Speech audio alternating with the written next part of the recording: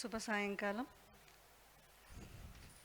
ఈ సాహిత్య సభలో ఉన్న గౌరవనీయ సాహితీవేత్తలు, కవులు, సాహిత్యాభిమానులు మరియు ఆదరణీయ ప్రేక్షకులకు నా హృదయపూర్వక నమస్కారాలు. ఈవేళ మనం ఇక్కడ ముదిర అనే అద్భుతమైన కవితా సంకలనం గురించి ముచ్చటించుకోవడానికి సమావేశమైన సంగతి తెలిసిందే. ఈ సంపుటి రాజా వాసిరెడ్డి మల్లీశ్వరి గారి హృదయ స్పందనలు, ఆలోచనలు మరియు సమాజం పట్ల వారి దృక్పథాన్ని ప్రతిబింబిస్తుంది. ఈ సంపుటిలోని కొన్ని కవితల లోతైన భావాలను, వాటి సాహిత్య ప్రాముఖ్యతను మీతో కలిసి పంచుకోవాలని అనుకుంటున్నాను. అంతకంటే ముందుగా నాకు ఈ అవకాశాన్ని ఇచ్చిన మల్లీశ్వరి గారికి మనస్ఫూర్తిగా ధన్యవాదాలు తెలుపుకుంటున్నాను. అక్షరమై స్వాంతన సాంత్వన నీడు సాహిత్యమునే. అంటే సాహిత్యం అనేది అక్షరాల రూపంలో మనసుకు ఓదార్పుని, ఆనందాన్ని, శాంతిని అందించే ఒక మాధ్యమమని ఈ పంక్తి భావన. ఇది మేడం గారే రాశారు. కవిత్వంలో స్త్రీ గలం ఎప్పుడూ ఒక పరివర్తన రూపాన్ని ధరిస్తుంది. సాధారణ కవిత్వం కేవలం భావాలను వ్యక్తం చేస్తుంది, కానీ స్త్రీ గలం దానికి మించి సమాజాన్ని మార్చాలనే పరివర్తనను కోరుకుంటుంది. ఇది కేవలం స్త్రీల అనుభవాలను, బాధలను, ఆశలను చెప్పడమే కాకుండా వాటిని మార్చడానికి ప్రేరణగా నిలుస్తుంది. మల్లీశ్వరి గారి కవితలు అంతే. ఆమె కవిత్వం ఒక సామాన్య స్త్రీ జీవితాన్ని, ఆమె అనుభవాలని, సమాజపు అంతర్వైరుధ్యాలని చాలా సూక్ష్మంగా చిత్రిస్తుంది. ముదిరా సంకలనంలోని 84 కవితలు, వాళ్ళ అమ్మగారి కవితతో కలిపి 85 కవితలు ఆమె కవిత్వ ప్రపంచాన్ని సూచిస్తాయి. ఇవి స్త్రీ అస్తిత్వము, ప్రేమ, విరహం, సమాజ విమర్శ, మరణం లాంటి భిన్నమైన అంశాలను స్పృశిస్తాయి. ఇందులోని ఒక కవిత, నాకు చనిపోవాలని లేదు అన్న కవిత జీవితం పట్ల తీవ్రమైన కాంక్షను ప్రతిబింబిస్తూ ఒక స్త్రీగా ఆమె ఉనికిని, ఆమె భావచయ చండిని, చక్కదనపు చక్కెర బొమ్మని అయినా తను బతకాలనే తపనని వ్యక్తం చేస్తుంది. ఈ పంక్తి స్త్రీ అస్తిత్వాన్ని ఒక సున్నితమైన, ఆకర్షణీయమైన రూపకంగా చిత్రిస్తూ దాని వెనుక సమాజం విధించే సౌందర్య ప్రమాణాలు మరియు మరణ భయాన్ని విమర్శిస్తుంది. చక్కెర బొమ్మ అనే ఉపమానం స్త్రీని సౌందర్యవతిగా మరియు బలహీనమైన వస్తువుగా కూడా చూపుతుంది. ఇది పితృస్వామ్య సమాజంలో స్త్రీలు ఎదుర్కొనే తిరస్కరణను సూచిస్తుంది. మల్లీశ్వర్ గారి కవిత్వంలో ఒక ఫోర్స్ స్పష్టంగా కనిపిస్తుంది. నేను ఇక్కడే ఉన్నాలో, మనుషులు ప్రవాహంలా నేను ఇక్కడే నిలుచున్నా. ఎన్ని ఉద్యమాలు నా ముందు నుండి, ఎన్ని ఊరేగింపులు నా ముందు నుండి, ఎన్ని సహ్యాలు, ఎన్ని అసహ్యాలు నా ముందు నుండి, పువ్వుల్లా, తూటాల్లా, రెక్కలు విరిగిన పక్షుల్లా ఎన్ని ప్రాణాలు నేల రాలుతూ, లావాలా మరిగే మనసుతో ఇష్టాల్ని, అయిష్టాల్ని సహిస్తూ నేను ఇక్కడే ఉన్నా అంటూ రాస్తుంది. సమాజపు అస్థిరత మరియు స్త్రీ ఒంటరితనాన్ని ప్రవాహం అనే రూపకంతో వర్ణిస్తుంది. ఇది సమకాలీన సమాజంలో ఉద్యమాలు అంటే రాజకీయ, సామాజిక మరియు వ్యక్తిగత జీవితాల మధ్య వైరుధ్యాన్ని చూపుతాయి. పువ్వులు, తూటాలు అనేవి శాంతి మరియు హింస మధ్య తేడాను సూచిస్తాయి.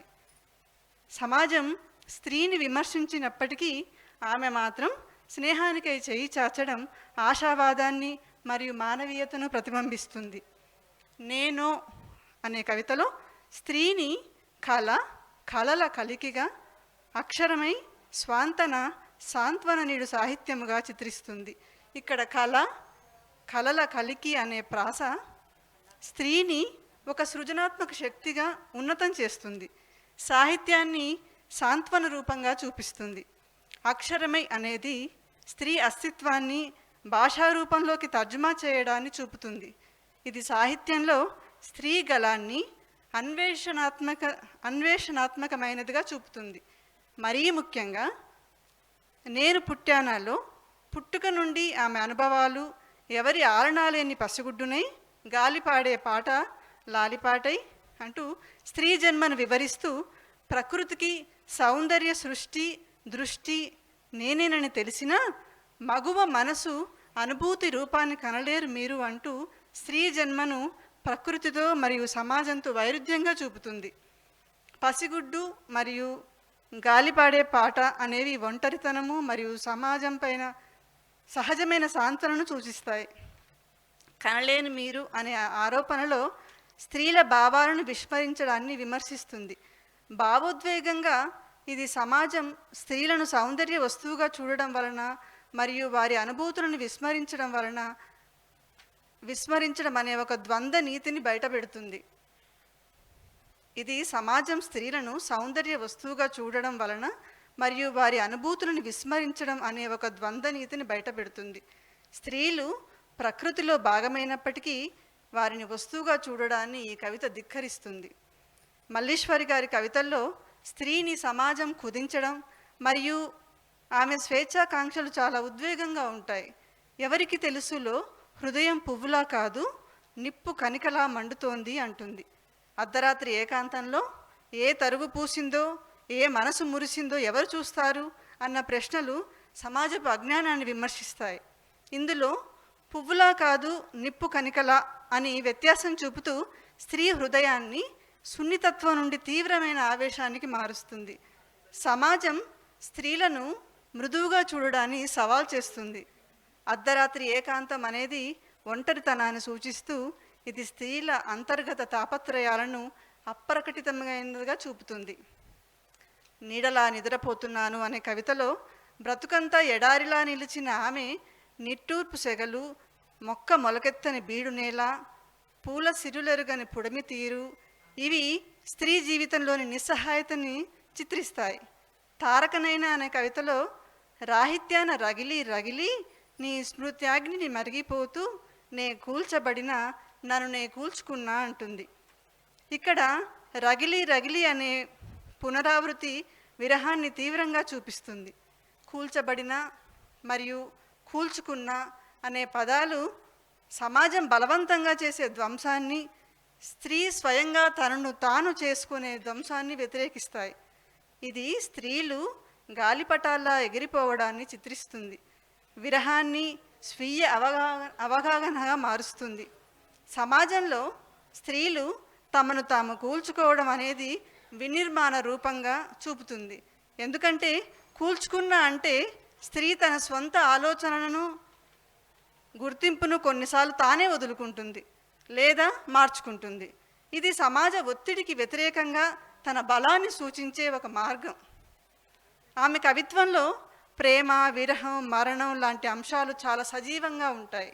కాలం నీలిమై నన్ను చుట్టేస్తూ ఉంటుంది. నీ మాట వినని పూట బ్రతుకు నల్లని నక్షత్రమే నీలుగుతుంటుంది అంటుంది. ఇది విరహాన్ని, మౌనాన్ని కర్పూరంలా క్రమ్ముతున్నా అన్న వర్ణనతో చిత్రిస్తుంది. జయగీతికలో నిర్వచించలేని యామిల, అంతు దొరకని నిర్వామిల కాలం ఎన్ని అడుగులు వేసిందో, ఎన్ని ప్రశ్నల మడుగయిందో అంటుంది. యామి మరియు నిర్వామి అనేవి కాలాన్ని అనర్వచనీయమైనదిగా చేస్తాయి.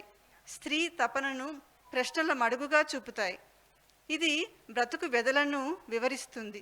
లయబద్ధమైన కవిత్వ శైలితో స్త్రీల అంతులేని అన్వేషణను ప్రతిబింబింపజేస్తూ కాలం స్త్రీలను ప్రశ్నల్లో ముంచేస్తుందని విమర్శిస్తుంది. నేనే ఉన్నానని అనే మరో కవితలో మూసిన నీ కనురెప్పల మాటున నేనున్నానని కాదు, నేనే ఉన్నానని తెలిసినప్పుడు ముత్యం లాంటి బాష్పకణం ఒకటి నన్నంతా సంతోష సంప్రోక్షణ చేస్తూ అని అంటుంది. ఇది స్వీయ అవగాహనను నేనే ఉన్నానని అనే పునరావృత్తితో బలపరుస్తుంది. స్త్రీ అస్తిత్వాన్ని మూగ అలలా చూపుతూ ముత్యం అనే ఉపమానంతో సంతోషాన్ని విలువైనదిగా చూపుతుంది. స్త్రీలు తమ ఉనికిని స్వతంత్రంగా గుర్తించాలని భావోద్వేగంగా సూచిస్తుంది. ఇది ఐడెంటిటీ థీమ్లో లోతుగా వ్యక్తం చేసే కవిత. మల్లీశ్వరి గారి కవిత్వంలో సమాజపు మలినాలు, అసమానతలు చాలా ధైర్యంగా వ్యక్తమవుతాయి. జయగంటనైలో ఎన్నిసార్లు నరకబడుతున్నా నన్ను నేను మొలిపించుకుంటూనే ఉన్నా అంటుంది. ఇది స్త్రీ కలికినైనా కల్లోలవతిని చేస్తున్నా కలల కలవమని తెలిసినా కలను చేస్తూ అన్న వాక్యలతో ఆమె ధోరణిని చూపుతుంది. ప్రవాహినినే దరుల దడుల తరుల ఇరుల ఉరుల సాగే ప్రవాహినినే. స్త్రీ జీవితాన్ని కాలపు కౌగిలిలో ఇమడలేని చినుకు చిన్ననై అంటూ ప్రవాహినినే అనే పునరావృత్తితో స్త్రీ జీవితాన్ని అంతులేని ప్రవాహంగా చూపుతుంది. దరుల, దడుల, తరుల, ఇరుల, ఉరుల అనే శబ్దాలు సమాజపు అడ్డంకులను సజీవంగా చిత్రిస్తాయి. చినుకు చిన్ననై అనే ఉపమానం స్త్రీని సున్నితమైనదిగా అయినా కాలం చేత నియంత్రితమైనదిగా చూపుతుంది.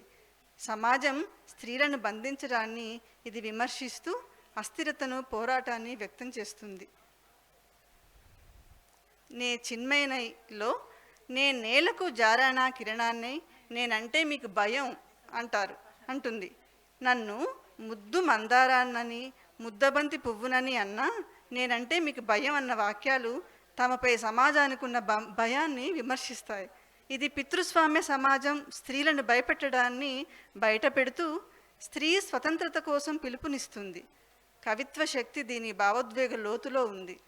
ఒక స్త్రీ తన ఆలోచనలను బహిరంగంగా వ్యక్తం చేస్తే, లేదా సాంప్రదాయక పాత్రలను అంటే గృహిణిగా ఉండడం, నిశ్శబ్దంగా ఉండడం అట్లాంటివి తిరస్కరిస్తే సమాజం ఆమెను అతిగా లేదా ముప్పుగా చూడవచ్చు.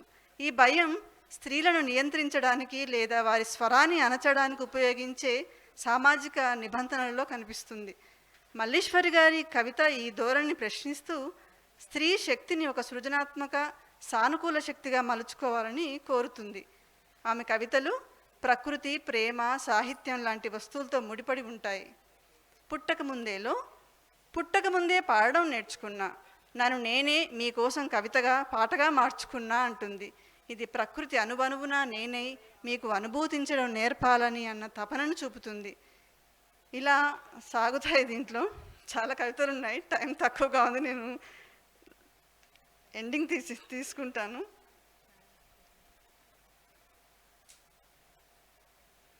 ఈ సంకలనం మొదట్లోనే నా జ్ఞాపకాలలో అమ్మ అనే కవిత వారి అమ్మ గురించి రాస్తుంది.